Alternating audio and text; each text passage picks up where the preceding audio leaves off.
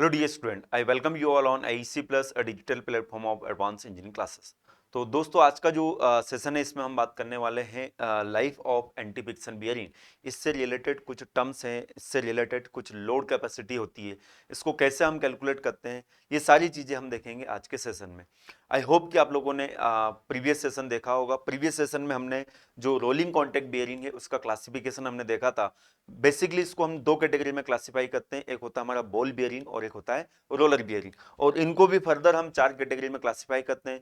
किस बियरिंग का क्या एप्लीकेशन है, ये सारी चीजें हमने लास्ट क्लास में देखी थी।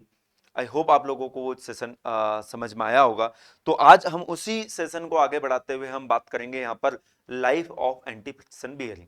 ओके, चलिए सेशन को स्टार्ट करने से पहले मैं आप लोगों को बताना चाहूंगा कि ये जो यूट्यूब पे सेशन आप देख रहे हो, इसकी टाइमिंग आप लोग ध्यान रखें। मंडे टू फ्राइडे आपको ये सेशन देखने को मिलेंगे, और इसकी टाइमिंग जो है मशीन डिजाइन की, ये है शाम को 7:30 पर। और इसके अलावा एक और मैकेनिकल के स्टूडेंट के लिए इंपॉर्टेंट सब्जेक्ट रनिंग में है, दैट इज फ्लूइड मैकेनिक्स, और इसका जो टाइम है ये शाम को 5:30 बजे।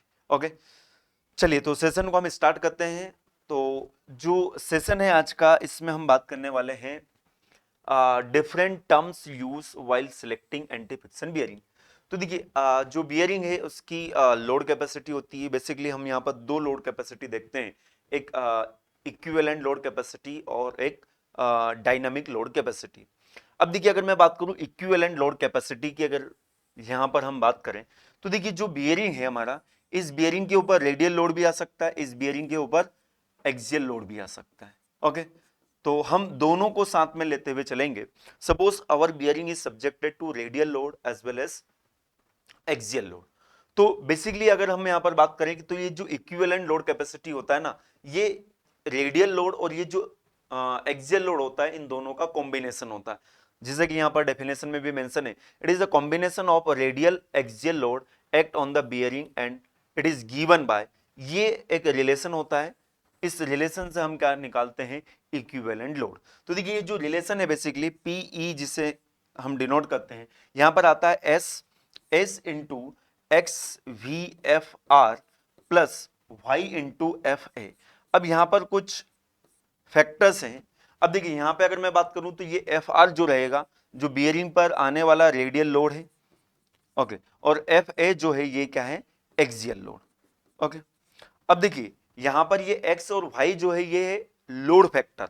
लोड फैक्टर का मतलब हुआ कि सपोज जैसे कि अगर हम बात करें कि कोई पर्टिकुलर टाइप का बियरिंग है जिस पर केवल रेडियल लोड आ रहा है, रेडियल लोड आ रहा है मतलब ये वाली टर्म क्या होनी चाहिए, जीरो होना चाहिए। तो उस कंडीशन में y की वैल्यू कितनी हो जाएगी, जीरो हो जाएगी। और अगर हमारे बियरिंग के ऊपर केवल एक्सियल लोड आ रहा है, रेडियल लोड नहीं है, तो उस केस में एक्सी की वैल्यू कितनी हो जाएगी, जीरो हो जाएगी। तो वही चीज मैंने यहां पर आगे मेंशन की है। तो यहां पर एक्स जो होता है ये कहलाता है रेडियल लोड फैक्टर, और वाई जो है ये कहलाता है एक्सियल लोड फैक्टर। ये बताता है कि एक्सियल लोड है या रेडियल लोड है या दोनों है। अगर दोनों प्रेजेंट रहेंगे तो एक्स और वाई दोनों की वैल्यू कितनी हो जाएगी, 1 1 हो जाएगी। अब इसके अलावा यहां पर इंपॉर्टेंट फैक्टर जो है वो है एस। बेसिकली ये जो एस फैक्टर है, इस एस फैक्टर को बोला जाता है सर्विस फैक्टर और शॉक फैक्टर। अब जो लोड आ रहा है वो लोड की कंडीशन क्या है, जैसे कि हम देखते हैं कि नॉर्मल तरीके से वो एक्ट कर रहा है या इंपैक्ट लोड है, तो उसके बेसिस पर यहां पर ये एस की वैल्यू ली जाती है। और ये एस की वैल्यू जो है आपको याद भी रखना है। यहां पर आप ध्यान रखें, जैसे कि अगर क्वेश्चन में बोला गया है कि there will be steady load और नो शॉक, शॉक मतलब कोई झटका वगैरह नहीं है, तो उस केस में आप एस की वैल्यू कितनी रखेंगे, 1 रखेंगे। और वहीं पे अगर मैं बात करूं क्वेश्चन में अगर बोला गया है there will be a light shock, तो उस केस में एस की वैल्यू हम कितना रखेंगे, 1.5। और एंड सो ऑन आप देख सकते हो। अगर एक्स्ट्रा हैवी शॉक, तो उस केस में एस की वैल्यू कितनी हो जाएगी, 3.5।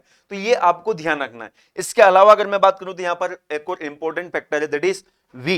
ये वी यहां पर, ये वी किससे मल्टीप्लाई होगा, ये रेडियल लोड से मल्टीप्लाई होगा। ये जो v होता है, इस v को हम बोलते हैं रेस रोटेशन फैक्टर। अब रेस रोटेशन फैक्टर की अगर मैं बात करूं तो देखिए हमने जो बियरिंग देखा था लास्ट क्लास में, उसमें मैंने आप लोगों को बताया था कि there will be two races. Okay, ये इनर रेस होती है, आउटर रेस होती है, और इन दोनों के बीच में क्या होता है, रोलिंग एलिमेंट होता है। इन दोनों के बीच में क्या होता है, रोलिंग एलिमेंट, आइदर बॉल और रोलर। अब देखिए क्या होता है, जब भी हम शाफ्ट इसके ऊपर माउंट करते हैं तो यहां पर ये दोनों रेसेस जो होती है वो रोटेट नहीं होती। एट ए टाइम केवल एक ही रेस रोटेट होती है, क्योंकि बियरिंग को भी अल्टीमेटली कहीं ना कहीं फिक्स करना पड़ेगा ना। वैसे तो बियरिंग आपने समझा है, इतने सारे लेक्चर्स देखे हैं, बियरिंग का मतलब ही होता है कि वो फिक्स बॉडी। तो अगर ये फिक्स है, आउटर रेस फिक्स है, तो उस केस में यहां पर वी की वैल्यू कुछ और होगी, और मे भी हो सकता है कि हमारी जो शाफ्ट है वो इससे कनेक्टेड है, तो उस केस में इनर रेस जो होगी वो फिक्स होगी। तो इनर रेस रोटेट कर रही है या आउटर रेस रोटेट कर रही है, इसके बेसिस पर हम यहां पर रेस रोटेशन फैक्टर लेते हैं। और ये रेस रोटेशन फैक्टर आप ध्यान रखें, इनर रेस जब रोटेट करेगी तो वी की वैल्यू कितनी रखेंगे हम, 1 रखेंगे, ये क्वेश्चन में मेंशन रहेगा। और अगर आउटर रेस अगर रोटेट करेगी तो वहां पर वी की वैल्यू कितनी रखेंगे, 1.2। ये डेटा आपको ध्यान रखना है। ओके, सबसे इंपॉर्टेंट डेटा जो है ये लोड वाला, कि लोड किस तरह से एक्ट कर रहा है। स्टेडी लोड है तो एस की वैल्यू 1, लाइट शॉक है तो एस की वैल्यू 1.5, मीडियम शॉक है तो 2 आ जाएगा, हैवी शॉक 3, एक्स्ट्रा हैवी में 3.5। और इसी तरह से अगर क्वेश्चन में बोला गया है कि इनर रेस इज रोटेटिंग, तो हम वहां पर क्या लेंगे, सिंपल वी की वैल्यू 1 रहेंगे। तो देखिए हमारा जो इक्विवेलेंट लोड है ये क्या बन रहा है, S into X V F R plus Y into F A. तो यहां पर देखिए एफ आर एफ वाई दोनों प्रेजेंट है, तो इसका मतलब देखिए थ्रस्ट बॉल बियरिंग। अब थ्रस्ट बॉल बियरिंग की अगर मैं बात करूं तो थ्रस्ट बॉल बियरिंग किसको बोलते हैं, किस तरह के लोड के लिए ये यूज किया जाता है। तो आप लोगों ने लास्ट वाला लेक्चर देखा होगा, थ्रस्ट बॉल बियरिंग में ये जो बियरिंग है ये केवल बियर कर सकते हैं एक्सियल लोड। तो यहां पर देखिए एक्स की वैल्यू मतलब रेडियल लोड यहां पर कितना होगा, 0 होगा, तो एक्स की वैल्यू कितना ले लेंगे, 0 ले लेंगे, एक्स की वैल्यू 0, कोई रेडियल लोड नहीं आएगा। तो वाई की वैल्यू कितनी होगी, 1 होगी। तो इससे हमें पता चल रहा है कि ये जो थ्रस्ट बॉल बियरिंग है ये एक्सियल लोड के लिए हम यूज करते हैं। इसी तरह से अगर मैं बात करूं cylindrical roller bearing, cylindrical roller bearing में ये रेडियल लोड के लिए हम डिजाइन करते हैं, रेडियल लोड के लिए इस तरह के बियरिंग को हम यूज करते हैं। यहां पर एक्सियल लोड ये बियर नहीं करता है, तो एक्सियल लोड 0। तब ये एक्सियल लोड 0 कैसे होगा, जब ये वाला फैक्टर क्या हो, 0 हो। तो ये वाला फैक्टर 0 कब होगा, जब वाई की वैल्यू क्या होगी बेटा, 0 होगी। तो देखिए इस केस में वाई 0 रहेगा और एक्स की वैल्यू क्या रहेगी, 1 रहेगी। अब देखिए यहां पर एक इंपॉर्टेंट नोट मैंने यहां पर मेंशन किया है, the above relation is usually used, the above relation is used only shaft is subjected to constant radial और axial load at constant speed।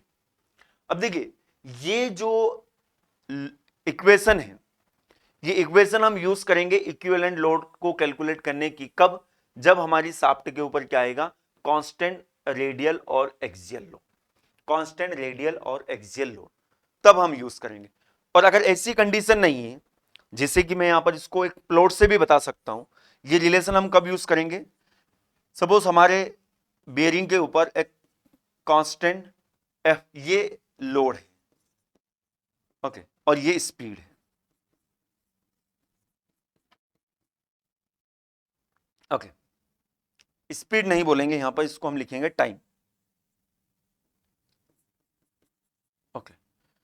तो देखिए ये हॉरिजॉन्टल लाइन है, इसका मतलब जो बियरिंग के ऊपर आने वाला रेडियल लोड है वो क्या है, कांस्टेंट है, टाइम के अकॉर्डिंग चेंज नहीं हो रहा। और एक्सियल लोड भी हम मान लेते हैं कि ये इतना एक्सियल लोड है और ये इतना रेडियल लोड है। तो ये कब यूज होगा ये रिलेशन, जब हमारे बेयरिंग के ऊपर कांस्टेंट रेडियल और एक्सियल लोड आ रहा हो, ओके। और अगर ऐसी कंडीशन नहीं है तो उस केस में हम यहां पर cubical mean load, equivalent cubical mean load का कॉन्सेप्ट यूज करते हैं। अब क्या होता है देखिए उसको हम समझते हैं, when subjected to not constant, when shaft, यहां पर थोड़ा सा स्टेटमेंट में कुछ मिसिंग है, when shaft subjected to load is not constant. देखिए इसको हम एक डायग्राम से समझते हैं, हमारी शाफ्ट के ऊपर आने वाला जो लोड है वो कांस्टेंट नहीं,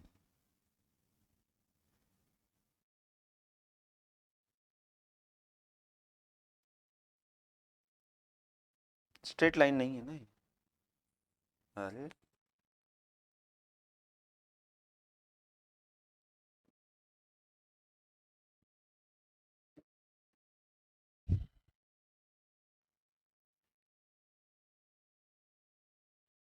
ओके।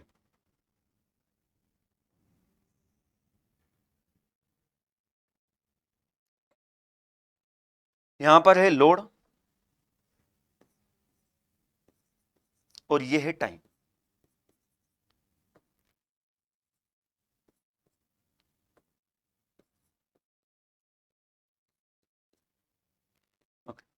देखिए सपोज जो हमारा बियरिंग है उसके ऊपर स्टार्टिंग के 2 मिनट तक, स्टार्टिंग के 2 मिनट तक इसके ऊपर जो लोड आ रहा है वो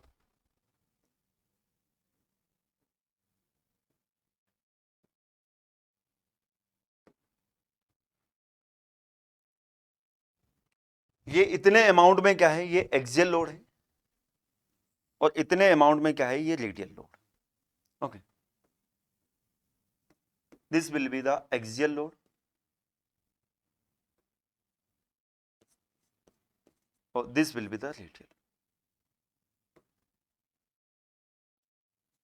ओके, ये टाइम जो है कितना है, 2 मिनट। ओके, और इस समय जो स्पीड है, let us take it will be 100 RPM. Okay, 2 minute के बाद में लोड जो है वो चेंज हो गया और 2 से आगे आने वाले 3 मिनट तक, मतलब 5 मिनट हो गया टोटल टाइम, हम ले लेते हैं यहां पर 5 मिनट। इस समय जो बियरिंग है, इस बियरिंग के ऊपर सपोज एक्सियल लोड इतना हो गया, ये इस एक्सिस पर लोड है, और रेडियल लोड कुछ भी मान सकते हो कि इतना हो गया। Okay, this will be the axial load, this will be the radial load. Okay, FA1, FA2, FR1, FR2। इस समय स्पीड हम मान लेते हैं सपोज 500 आरपीएम। ओके, तो 3 मिनट तक स्पीड कितनी रही, 500 आरपीएम। आगे आने वाले और 3 मिनट हम ले लेते हैं, या 10 बना लेते हैं इसको। अब सपोज एक लोड गायब हो गया, किसी भी लोड को आप गायब कर सकते हो, ये आ रहा है इसके ऊपर ओनली एक्सियल लोड,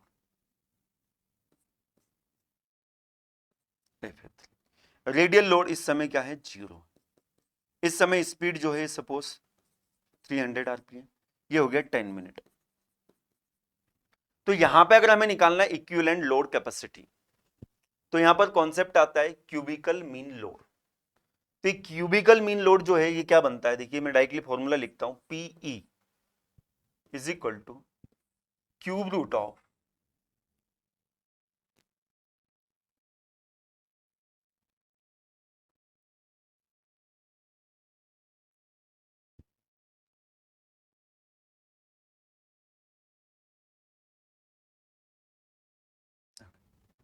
देखिए फॉर्मूला क्या बनता है, PE1 N1 PE1 का cube into N1 plus PE2 का cube into N2 plus PE3 का cube into N3 divided by N1 plus N2 plus N3। Okay, तो थोड़ा सा इसको समझिए, यहां पर ये PE1 PE2 PE3 ये क्या है। तो देखिए यहां पर अगर मैं बात करूं, ये टाइम T1 है, ये टाइम T2 है, ये टाइम क्या है, T3। तो इस समय अगर हम इक्विवेलेंट लोड निकालें, तो इस समय का जो इक्विवेलेंट लोड रहेगा ये कहलाएगा PE1। तो इसको हम कैसे निकालेंगे, S1 X1 V1 F A1 plus Y1 F R1। इस समय आने वाला रेडियल लोड, एक्सियल लोड, इन दोनों का कॉम्बिनेशन, इस समय जो सर्विस फैक्टर रहेगा, रेस रोटेशन फैक्टर रहेगा, उसको आपको साथ में लेना। तो ये PE1 बन जाएगा। सिमिलरली PE2 की अगर मैं बात करूं तो S2 X2 V2 FA2 plus Y2 FR। PE3 जो होगा ये क्या होगा S3। अब देखिए S3 यहां पर रेडियल लोड नहीं है, तो रेडियल लोड नहीं है तो ये वाली टर्म तो जीरो हो जाएगी, तो यहां पर लिखेंगे क्या X3 V3 FA3। तो इस तरह से हमें इंडिविजुअल टाइम पीरियड के लिए निकालना होगा इक्विवेलेंट लोड। इससे हम निकालेंगे क्यूबिकल मीन लोड कैपेसिटी, इसको हम बोलते हैं, क्या बोलते हैं, क्यूबिकल मीन लोड। ओके, अब देखिए यहां पर इंपॉर्टेंट जो है वो है N1 N2 N3। ये N1 N2 N3 जो है क्या है, ये जो समय है इस समय में कितने रिवॉल्यूशन किए इस बियरिंग ने। तो देखिए यहां पर स्पीड जो है कितनी 100 आरपीएम, 100 आरपीएम मतलब एक मिनट में 100 आरपीएम। तो यहां पर N1 जो होगा क्या बनेगा, एक मिनट में 100 है, कितनी देर तक ये स्पीड रही, 2 मिनट तक, तो ये बन जाएगा 200 रिवॉल्यूशन। N2 वो जो रिस्पेक्टिव टाइम गैप है उसमें नंबर ऑफ रिवॉल्यूशन, N2 कितना होगा 500 इंटू 3 रिवॉल्यूशन। सिमिलरली N3 क्या बन जाएगा 300 इंटू 5, 5 से 10 पर गए तो 5 मिनट, तो जाएगा ये भी 1500 रिवॉल्यूशन। तो इन सभी वैल्यू को हम यहां पर पुट करेंगे and will get equivalent cubical mean load capacity. Okay, तो ये रिलेशन आई होप आप लोगों को क्लियर हुआ होगा। ओके, अच्छा यहां पर ये स्क्वायर रूट नहीं है, ये क्यूब रूट है, ये भी ध्यान रखिए, क्यूबिकल इसीलिए बोला गया है। ओके, ये क्या है, क्यूब रूट लेना है आपको इसका। ओके, अब देखिए स्टूडेंट गलती क्या करते हैं, सपोज 2 ही टाइम जोन होंगे तो ये सोचते हैं कि स्क्वायर आ जाएगा, 4 अगर टाइम जोन होंगे तो वो सोचते हैं कि यहां पर पावर 4 आ जाएगा। ऐसा नहीं है, टाइम जोन कितने भी हो, 2 हो 4 हो 10 हो, यहां पर क्यूब रूट ही आएगा, और ये जो इक्विवेलेंट लोड है इस पर पावर 3 ही आएगी, ये ध्यान रखें आप। ओके, तो ये कंडीशन बनती है जब हमारी शाफ्ट के ऊपर कांस्टेंट लोड नहीं आ रहा है, टाइम के अकॉर्डिंग क्या हो रहा है, चेंज हो रहा है, बस उस पर्टिकुलर टाइम के लिए हमें क्या निकालना है, इक्विवेलेंट लोड निकालना है। ओके, चलिए नेक्स्ट हम बात करते हैं। पहले हमने क्या देखा अभी तक यहां पर इस लेक्चर में, क्या देखा है कि dynamic load, sorry equivalent load capacity क्या होता है, क्या देखा हमने, इक्विवेलेंट लोड कैपेसिटी क्या होता है। और ये जो एक सिंपल फॉर्मूला है किसके लिए वैलिड होगा, जब एक कांस्टेंट लोड आएगा, और कांस्टेंट लोड नहीं आ रहा है, अगर इस तरह की कंडीशन है तो वहां पर हम यूज करते हैं क्यूबिकल मीन लोड का कॉन्सेप्ट। ओके, नेक्स्ट हम बात करते हैं यहां पर लाइफ ऑफ बियरिंग। अब देखिए लाइफ ऑफ बियरिंग जो है ये यहां पर हम 2 तरीके से डिफाइन करते हैं। अब 2 तरीके से क्या, देखिए हम एक पर्टिकुलर बियरिंग की लाइफ के बारे में बात करते हैं, और दूसरा हम बात करते हैं ग्रुप ऑफ बियरिंग की लाइफ के बारे में। तो देखिए एक पर्टिकुलर व्यक्ति की लाइफ के बारे में बात करें या पर्टिकुलर किसी थिंग्स की लाइफ के बारे में बात करें, तो सिंपल सी बात है कि वो उसमें फेलियर होने से पहले वो उसने कितने घंटे चला, ये सिंपली उसको हम क्या बोलेंगे, उसकी लाइफ बोलेंगे। तो बियरिंग के लिए भी यही होता है, जैसे कि अगर हम बोलते हैं कि बियरिंग की लाइफ जो है ये 1000 आवर, तो 1000 आवर के बाद में उसके रेसेस में या रोलिंग एलिमेंट में अगर कोई भी क्रेक वगैरह आ गया, कोई भी फेलियर या नॉइस करने लग गया, तो हम क्या बोलेंगे कि इसकी लाइफ क्या हो गई, खत्म हो गई। तो एक बियरिंग के लिए अगर हमें डिफाइन करना है लाइफ ऑफ बियरिंग, तो देखिए किस तरह से डिफाइन करते हैं, it is defined as the number of revolution that a bearing has undergone before the first evidence of the fatigue failure in rolling element और रेसेस। ये हमारा बियरिंग है, और ये बियरिंग में यहां पर हमें क्रेक दिखाई देने लगा या नॉइस बहुत ज्यादा स्टार्ट हो गई, तो हम क्या बोलेंगे कि यार हमारा बियरिंग खराब हो गया। तो उसके पहले कितना टाइम, कितने टाइम तक वो चला, किस स्पीड पर वो चला, तो वहां से आप निकाल सकते हो कि इसके फेल होने से पहले इसने कितने नंबर ऑफ रिवॉल्यूशन कंप्लीट की। तो बेसिकली लाइफ ऑफ बियरिंग जो है ये हम देखते हैं नंबर ऑफ रिवॉल्यूशन के टर्म्स में। तो अब नंबर ऑफ रिवॉल्यूशन अगर हमें निकालना है, सपोज आवर्स में हमें पता है और आरपीएम अगर हमें दिया है, तो हमें पता है आरपीएम का मतलब क्या होता है, एक मिनट में कितने रिवॉल्यूशन कंप्लीट हो रहे हैं।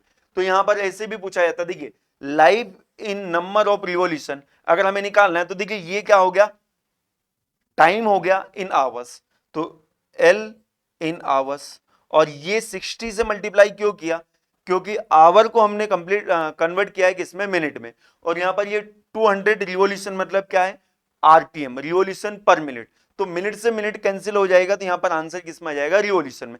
तो यहां पर एक सिंपल सा फॉर्मूला भी बन जाता है, लाइफ इन रिवॉल्यूशन अगर आपको निकालना है तो हम क्या करेंगे, जो लाइफ आवर्स में हमें दी होगी उससे मल्टीप्लाई करेंगे 60 इंटू एन का।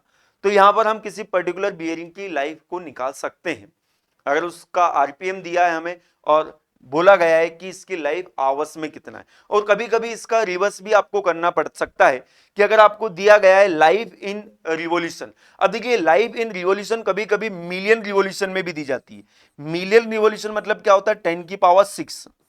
ओके, मैं एक छोटा सा एग्जांपल लेता हूं, सपोज हमें बोला गया है कि suppose the life life is 30 million revolution, okay, and speed is 200 RPM. तो हमें कैलकुलेट करना है लाइफ इन आवर्स, तो लाइफ इन आवर्स अगर हमें कैलकुलेट करना है तो हम यहां पर रिवर्स चलेंगे, बट आप यहां पर ध्यान रखें लाइफ इन रिवॉल्यूशन है, और ये जो आपको दिया गया है लाइफ इन मिलियन रिवॉल्यूशन, तो पहले इसको रिवॉल्यूशन में कन्वर्ट करना होगा। तो यहां पर इस लाइफ की जगह हम कितना पुट करेंगे, 30 into 10⁶ is equal to life in hours हमें निकालना है, मल्टीप्लाई बाय 60 मल्टीप्लाई बाय 200। तो यहां से हमें पता चल जाएगा कि इस बियरिंग की लाइफ आवर्स में कितनी होगी। तो ये रिवर्स भी कभी कभी चलना हमें पड़ सकता है, ध्यान रखें जनरली लाइफ जो होती है बियरिंग की मिलियन रिवॉल्यूशन में देखी जाती है। ओके, तो ये किसी पर्टिकुलर बियरिंग के लिए हम डिफाइन करते हैं। अब यहां पर एक और कॉन्सेप्ट आता है nominal life, rated life, life with 90% reliability, L90 L10 इसे हम बोलते हैं। अब देखिए ये जो लाइफ होती है ये लाइफ हम डिफाइन करते हैं ग्रुप ऑफ बियरिंग के लिए। देखिए सपोज हमारे पास नंबर ऑफ बियरिंग से एक ग्रुप है हमारे पास बियरिंग्स का, इस ग्रुप में हम मान के चलते हैं सपोज 1000 बियरिंग है। ओके, तो यहां पर हम इंडिविजुअल बियरिंग की लाइफ के बारे में बात नहीं करेंगे, तो इसके लिए हम यहां पर टर्म डिफाइन करते हैं nominal life, rated life, life with 90% reliability. अब देखिए अगर मैं बोलता हूं कि ये जो ग्रुप ऑफ बियरिंग है इसकी लाइफ जो है ये है 30 मिलियन रिवॉल्यूशन, कितनी है, 30 मिलियन रिवॉल्यूशन। ओके, अब देखिए अगर मैं इसको बोल रहा हूं कि ये इसकी रेटेड लाइफ है, नॉमिनल लाइफ है, इसका मतलब क्या होता है कि इसमें से ये जो बियरिंग है इसमें से 90% bearing 90% bearing 30 million revolution successfully complete कर लेंगे without any evidence of fatigue failure. Okay, जैसे कि अगर मैं बात करूं सपोज इसके अंदर 100 बियरिंग, तो 100 बियरिंग में से कम 90 बियरिंग जो है वो 35 मिलियन रिवॉल्यूशन चक्कर लगा लेंगे तब भी उसमें कोई फेलियर नहीं होगा। तो हम यहां पर इस ग्रुप के लिए डिफाइन करते हैं क्या, लाइफ या nominal life, rated life, L90 इसे हम बोलते हैं। तो यहां पर इसे रेटेड लाइफ क्यों बोला, क्योंकि यहां पर प्रोबेबिलिटी आ गई। तो देखिए इसको हम किस तरह से डिफाइन करते हैं, it is always defined for, ये बात समझ में आ गई होगी आपको, it is always defined for group of identical bearing. अच्छा, यहां पर एक और कंडीशन है कि यहां पर सारे जो बियरिंग है एक जैसे होना चाहिए, अलग अलग बियरिंग रहेंगे तो फिर हम कंपेयर नहीं कर सकते। तो रेटेड लाइफ, नॉमिनल लाइफ किसके लिए डिफाइन की जाती है, ग्रुप ऑफ आइडेंटिकल बियरिंग के लिए। अब देखिए यहां पर किस तरह से इसको डिफाइन किया है, नॉमिनल लाइफ और rated life for the group of identical bearing is defined as the number of revolution that 90% group of identical bearing can serve or exit at a given speed without any failure. Okay, 90% bearing जो है उस group के वो क्या हो रहे हैं, वो सक्सेसफुली उतने रिवॉल्यूशन कंप्लीट कर पा रहे हैं। ओके, अब जैसे कि अगर मैं बात करूं फॉर एग्जांपल सपोज हमारे पास 1000 बियरिंग है और मैंने बोला कि इसकी L90, यहां पर लिखा कैसे जाता है L90 45 मिलियन रिवॉल्यूशन है। L90 45 मिलियन रिवॉल्यूशन मतलब इसमें से ये जो 1000 बियरिंग है इसमें से 90%, इसका 90% कितना हो जाएगा, 900 बियरिंग जो है ये 45 मिलियन रिवॉल्यूशन कंप्लीट कर लेंगे विदाउट एनी फेलियर। तो हम क्या बोलेंगे कि ये इसकी L90 हो गई। अब देखिए अगर मैं आपसे पूछूं कि बताइए L90 ज्यादा होगा या L80 ज्यादा होगा? L90 ज्यादा होगा या L80 ज्यादा होगा? यहां पर स्टूडेंट काफी कंफ्यूज होते हैं। तो देखिए अगर मैं बात करूं L90 मतलब 90% बियरिंग जो है वो इतने रिवॉल्यूशन कंप्लीट कर पा रहे। L80 का मतलब क्या होता है कि केवल 80%। अब देखिए 80% कंप्लीट कर पा रहे हैं, तो 80% के करस्पॉन्डिंग अगर हम लाइफ देखेंगे तो वो लाइफ ज्यादा आएगी कि नहीं आएगी? बात समझ रहे हो? यहां पर 80 L80 जो होगा वो क्या होगा? ज्यादा होगा कंपेयर टू L90। ओके, ये बात आप समझने की कोशिश करें। देखिए हम यहां पर केवल 80% बियरिंग की बात करें तो देखिए अगर 900 बियरिंग 45 मिलियन रिवॉल्यूशन कंप्लीट कर पा रहे हैं तो डेफिनेटली हम ऐसा बोल सकते हैं कि इसमें से 800 बियरिंग हो सकता है ना कि ये 45 मिलियन रिवॉल्यूशन से ज्यादा नंबर ऑफ रिवॉल्यूशन कंप्लीट कर पा रहे होंगे। तो हमेशा ध्यान रखें L80 जो होगा ज्यादा होगा किससे? L90 से। ओके, तो यहां पर हमें कभी कभार रिलेशन निकालना होता है L और L90 के बीच में, L और L90 के बीच में। तो अगर हमें रिलेशन निकालना है L और L90 के बीच में तो उसके लिए एक सिंपल सा रिलेशन होता है, एक सिंपल सा फॉर्मूला होता है। क्या होता है वो फॉर्मूला? देखिए L डिवाइडेड बाय L90, इन दोनों के बीच में अगर हमें रिलेशन निकालना है तो यहां पर बनता है ln 1 divided by R divided by ln, थोड़ा ज्यादा बड़ा लिख दिया मैं, थोड़ा छोटा लिखता हूं, ठीक है, ln 1 divided by R divided by ln 1 divided by R90 to the power 1 by 1.7। देखिए इसका मतलब क्या हुआ? यहां पर ये R जो होता है इससे बोला जाता है रिलायबिलिटी। ओके, आप रिलायबिलिटी को और भी सिंपल तरीके से समझो, इसे मानो आप प्रोबेबिलिटी। ओके, तो देखिए यहां पर L90 मतलब कितनी प्रोबेबिलिटी की हम बात करें? 90% की। और यहां पर L मतलब जो भी हमें रखना है, सपोज मुझे रिलेशन निकालना है किसमें? मुझे निकालना है L80 डिवाइडेड बाय L90। तो यहां पे हम क्या रखेंगे? ln 1 डिवाइडेड बाय 0.8 आ जाएगा यहां पर, divided by ln 1 divided bye 0.9।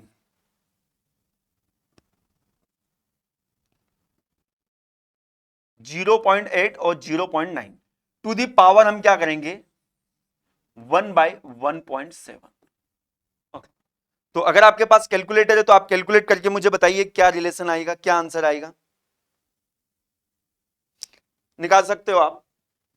Okay, तो देखिए आप देखेंगे यहां पर कि जो L80 आएगा उसकी वैल्यू समथिंग इंटू L90 होगी, और ये समथिंग की जो वैल्यू होगी ना डेफिनेटली ग्रेटर देन 1 होगी। ये जो वैल्यू होगी ना ग्रेटर देन 1 होगी। ओके, एक एग्जांपल है मेरे पास, डायरेक्टली हम देखेंगे L50 और L90। ओके, L50 और L90 के बीच में अगर हम रिलेशन देखें तो यहां पर हम क्या लिखेंगे रिलेशन में? ln 1 divided bye 0.5 divided by ln 1 divided bye 0.9, इसकी पावर हम कितना रखेंगे? 1 डिवाइडेड बाय 1.7। तो आप जब वैल्यू निकालेंगे तो आपको पता चलेगा कि L50 जो होगा ये 5 टाइम्स होता है L90। मतलब रिलायबिलिटी एट 90% पर जो लाइफ है, रिलायबिलिटी एट 50% पर वो लाइफ जो होगी 5 गुना हो जाएगी। तो प्रोबेबिलिटी बढ़ गई ना। ये अगर एक रिवॉल्यूशन है, 1 मिलियन रिवॉल्यूशन है, तो 50% बियरिंग जो है वो 5 मिलियन रिवॉल्यूशन कंप्लीट कर लेंगे। जैसे कि अगर मैं बोलूं कि L90 जो है, L90 है 1 मिलियन रिवॉल्यूशन, मतलब 90% बियरिंग जो है वो 1 मिलियन रिवॉल्यूशन कंप्लीट कर रहे हैं। और इसी फॉर्मूले से अगर अपन देखें तो L50 कितना आएगा? 5 मिलियन रिवॉल्यूशन। इसका मतलब 50% बियरिंग जो है वो 5 मिलियन रिवॉल्यूशन कंप्लीट कर लेंगे। तो 50% तो कर ही सकते हैं ना, 90% नहीं कर सकते, क्योंकि इसके बीच के जो बियरिंग है वो अच्छी क्वालिटी के नहीं है, ऐसा हम बोल सकते हैं। तो ये रिलेशन होता है L और L90 में, ये फॉर्मूला आपको याद रखना है एल और L90 में रिलेशन निकालने के। ओके, अब देखिए यहां पर एक और टर्म आती है that is dynamic load capacity. Dynamic load capacity जो होता है ये किस तरह से हम डिफाइन करते हैं? It is always defined as the maximum load that 90% group of identical bearing can withstand a life of 1 million revolution. देखिए 90% जो भी हमारे पास ग्रुप है उसके 90% बियरिंग जो है,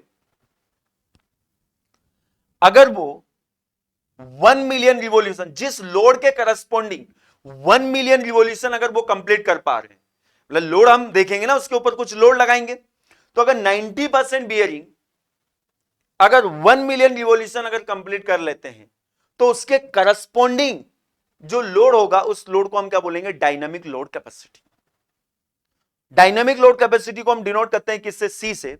अब देखिए सिंपल सा एग्जांपल, यहां पर अगर पीसी और सी जो है ये क्या है? Dynamic load capacity. बेसिकली यहां पर ये पीसी की जगह पीई होना चाहिए। Is it PE not PC? क्योंकि इक्विवेलेंट लोड कैपेसिटी हमने डिनोट किया किससे? पीई से, तो इट इज पीई। तो देखिए पीई जो है क्या? Equivalent load capacity. तो इक्विवेलेंट लोड कैपेसिटी और डायनामिक लोड कैपेसिटी अगर बराबर, तो डायनामिक लोड कैपेसिटी के करस्पॉन्डिंग लाइफ कितनी है? 1 मिलियन रिवॉल्यूशन। तो हम बोलेंगे कि हमारे जो बियरिंग की लाइफ है वो कितनी है? 1 मिलियन रिवॉल्यूशन। हमारे बियरिंग की जो लाइफ है कितनी है? 1 मिलियन रिवॉल्यूशन। अब देखिए ये इक्विवेलेंट लोड, तो ये आने वाला लोड है, ये आने वाला लोड है। तो ये लोड जो है इसकी डायनामिक कैपेसिटी से अगर ज्यादा है, तो डेफिनेटली लाइफ जो होगी क्या होगी? 1 मिलियन रिवॉल्यूशन से कम होगी ना। ये 1 मिलियन रिवॉल्यूशन के करस्पॉन्डिंग जो लाइफ है, इसे बोला है हमने क्या? Dynamic load capacity. और आने वाला जो लोड है वो है इक्विवेलेंट लोड। तो इक्विवेलेंट लोड जो है अगर ज्यादा होगा किससे? उसकी कैपेसिटी से, तो लाइफ क्या होगी? कम होगी। और किससे कम होगी? 1 मिलियन रिवॉल्यूशन से कम होगी। ये बात समझ में आ रही?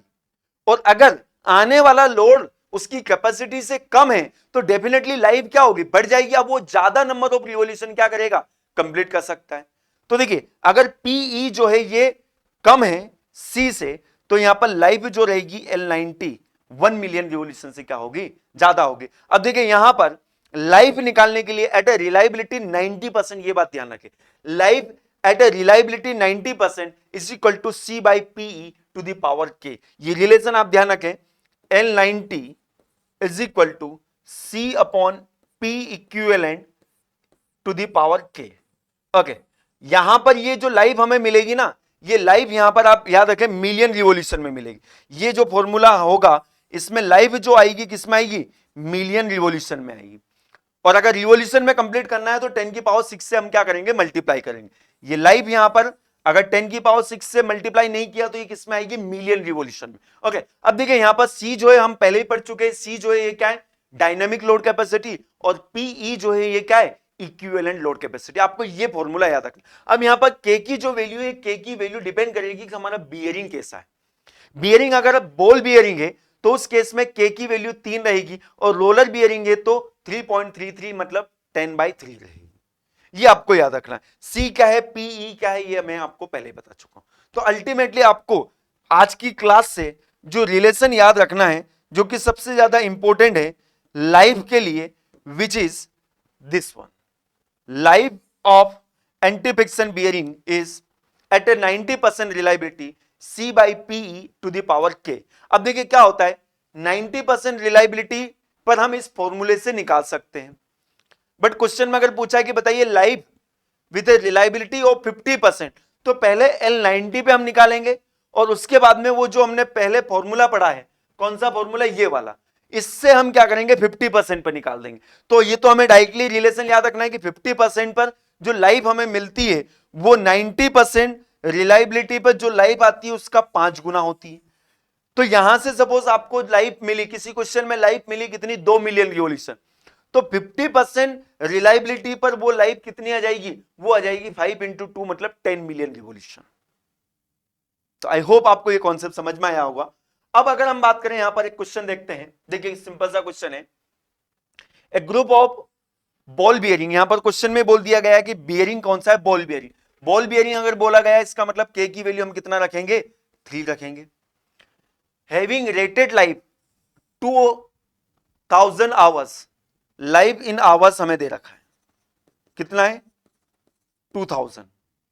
स्पीड हमें दिया गया है 600 आरपीएम। ओके, क्या बोला गया है, having dynamic load capacity 22 kilo Newton. अच्छा, डायनामिक लोड कैपेसिटी को हमने डिनोट किया था किससे, सी से। और इक्विवेलेंट लोड कैपेसिटी क्या होता है, पीई। क्या पूछा है, इक्विवेलेंट लोड कैपेसिटी हमसे पूछा है, पीई हमसे पूछा है। तो सी हमें दिया गया है, कितना दिया गया है 22 किलो न्यूटन, और इक्विवेलेंट लोड कैपेसिटी हमसे पूछा गया। तो देखिए कैसे निकालें। अब इन दोनों के बीच में रिलेशन हमें कहां से मिलता है, इन दोनों के बीच में रिलेशन हमें मिलता है बेटा L90 is equal to C by PE to the power K से। तो के हमें पता है, सी हमें पता है, पीई निकालना है, तो उसके लिए हमें L90 की जरूरत पड़ेगी। तो L90 की जरूरत पड़ेगी, तो यहां पर देखिए लाइव हमें दिया गया है आवर्स में और आरपीएम दिया गया है, और ये L90 इस फॉर्मूले को अगर हम रखते हैं तो ये किस में आता है, मिलियन रिवॉल्यूशन में। तो यहां पर हमें लाइव चाहिए किसमें, मिलियन रिवॉल्यूशन में। तो आवर्स से हम रिवॉल्यूशन निकाल सकते हैं और रिवॉल्यूशन को कन्वर्ट कर सकते हैं मिलियन रिवॉल्यूशन में। एक फॉर्मूला हमने पढ़ा था, लाइव इन आवर्स क्या बनेगा, देखिए लाइव इन रिवॉल्यूशन क्या बनता है, live in hours multiply by 60 multiply by RPM. Live in million revolution अगर निकालना है तो इसको डिवाइड कर देंगे किससे, ये 10 की पावर 6 से। तो देखिए लाइव इन रिवॉल्यूशन आ जाएगा हमारे पास, कितना आवर्स कितना दिया गया है 2000 multiply by 60 multiply by RPM कितना दिया गया है, इट विल बी 600। ये रिवॉल्यूशन में आएगा, ये आंसर हमें जो मिलेगा बेटा किसमें मिलेगा, रिवॉल्यूशन। बट हमें चाहिए लाइव, ये भी L90 कहलाता है, L90 इन मिलियन रिवॉल्यूशन। तो मैं इसको डिवाइड कर दूंगा किससे, 10 की पावर 6 से। तो देखिए 10 की पावर 6 से अगर हम डिवाइड करेंगे तो 1 2 3 4 5 6, ये 6 जीरो जो है कैंसिल हो जाएगी। तो डायरेक्टली हम यहां पर लिख सकते हैं 36 इंटू 2 72 मिलियन रिवॉल्यूशन।